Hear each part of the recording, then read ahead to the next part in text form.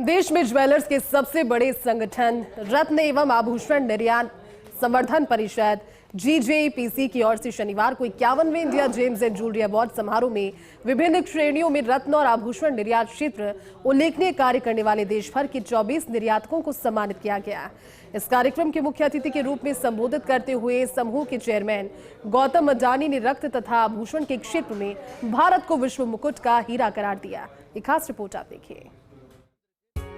कार्यक्रम को मुख्य अतिथि के रूप में संबोधित करते हुए अडानी समूह के चेयरमैन गौतम अडानी ने उद्यमिता के रूप में अपनी शुरुआत का श्रेय भी रत्न और आभूषण उद्योग को दिया। उन्होंने कहा, उनकी शुरुआत भी मुंबई के हीरा कारोबार से हुई। भारत रत्न और आभूषण कारोबार न केवल भारतीय अर्थव्यवस्था को गति दे रहा है, बल्कि ये भारत के लिए गर्व की भी बात है। ज्वेलरी कारोबार एक पावर हाउस की तरह है। इसका कारण देश भर में 50 लाख से ज्यादा लोगों को रोजगार भी मिल रहा है। Younger generations in particular are preferring technology and experiences over conventional luxury goods. Another trend reshaping the market is the growing demand for unique, customized pieces, sparking a rise in custom design services. With technologies like a 3D printing, CAD software, virtual reality, and augmented reality, the process of designing, manufacturing and experiencing jewelry is on the brink of a transformation. कार्यक्रम की शुरुआत में GJEPC के chairman विपुल शाह ने बताया कि पिछले माह निर्यात आंकड़ों में भी सकारात्मक वृद्धि हुई है, जो बाजार में सुधार का संकेत दे रही है। ज्वेलरी सेक्टर की ग्रोथ की चर्चा करते हुए उन्होंने कहा कि अब कॉरपोरेट घराने भी योजनाबद्ध रूप से इन क्षेत्र में आ रहे हैं।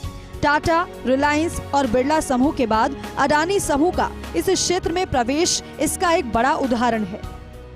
Sector brimming with untapped potential. India proudly hosts two major gem and jewelry hubs, Jaipur, celebrated for its beautiful gemstones, and Surat, the diamond capital of the world. To strengthen Jaipur's position in the global market, we established the Indian Institute of Gem and Jewelry, IIGJ, Jaipur, complete with a hostel facility nurturing future talent in the industry. Ensuring uninterrupted supply for Jaipur's trader, we are organizing a rough gemstone show while also collaborating with the government to set up special notified zone dedicated to gemstones. GJEPC के 51वें India gems and jewellery award समारोह में भी company ने precious metal jewellery plain medium श्रेणी में 250 करोड़ रुपए के निर्यात के लिए ये पुरस्कार जीता। भविष्य में कंपनी की क्या योजनाएं रहेंगी और ज्वेलरी कारोबार के भविष्य और निर्यात क्षेत्र में संभावनाओं को लेकर कंपनी के प्रबंध निदेशक अभय चौरड़िया से एक्सक्लूसिव चर्चा की हमारे एसोसिएट एडिटर विमल कोठारी ने।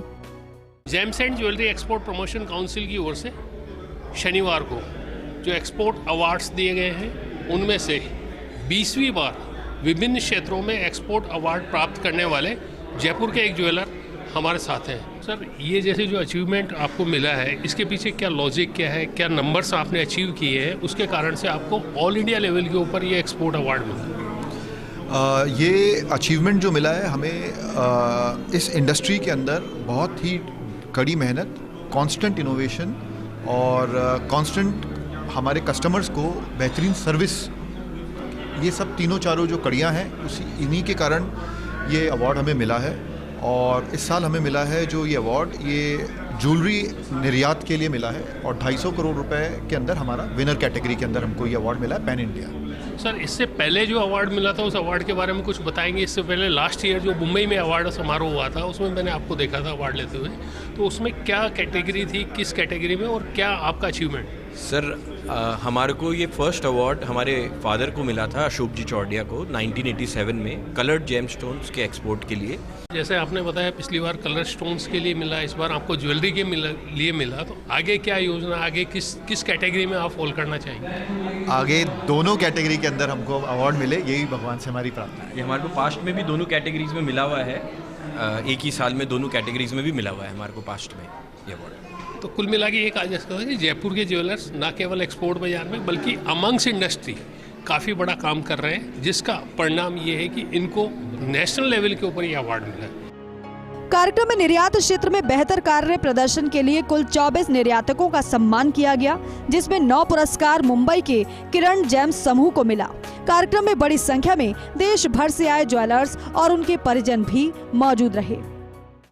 रत्न व आभूषण निर्यात क्षेत्र में सर्वाधिक योगदान देने वाले निर्यातकों को जयपुर में सम्मानित किया गया।